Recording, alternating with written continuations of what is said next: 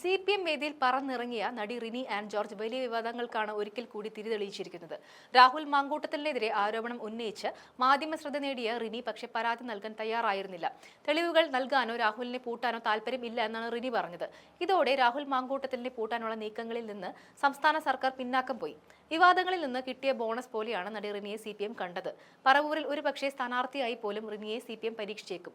നിലവിൽ പറവൂർ CPIയുടെ സീറ്റാണ്. ഇവിടെ തുടർ തോൽവികളിൽ നട്ടം തിരിയുന്ന CPIയെ മാറ്റി സീറ്റ് CPM ഏറ്റെടുക്കണമെന്ന ആവശ്യം ശക്തമായിട്ടുണ്ട്.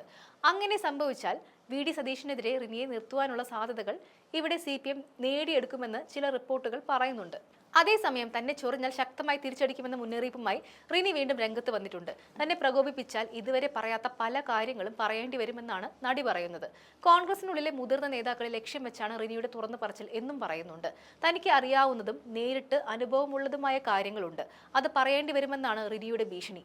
അത്തരം കാര്യങ്ങൾ ഇതുവരെ പറയാത്തതിന് കാരണം പ്രസ്ഥാനത്തിലെ പല ആളുകളെയും സ്നേഹിക്കുന്നുണ്ട് എന്നതുകൊണ്ടാണ്.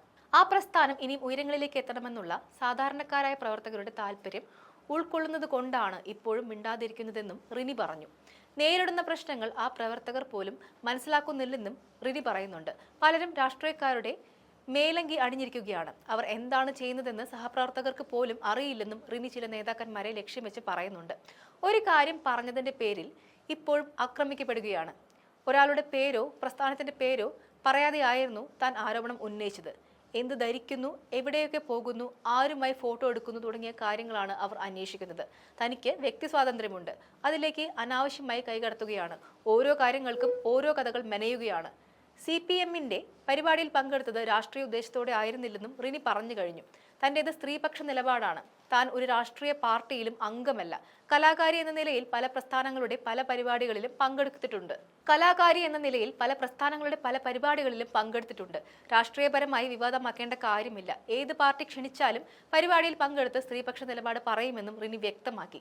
കൊച്ചി പറവൂർ ഏരിയ കമ്മിറ്റി സ്ത്രീകൾക്കെതിരായ സൈബർ ആക്രമണത്തിനെതിരെ സംഘടിപ്പിച്ച പെൺ പ്രതിരോധം എന്ന പരിപാടിയിലാണ് റിനി ഭാഗമായത്. മുൻ ആരോഗ്യമന്ത്രിയും MLAയുമായ KK ശൈലജയാണ് പരിപാടി ഉദ്ഘാടനം ചെയ്തത്. CPIM നേതാവ് KJ ഷൈൻ അടക്കമുള്ളവർ പരിപാടിയിൽ പങ്കെടുക്കുകയും ചെയ്തതാണ്.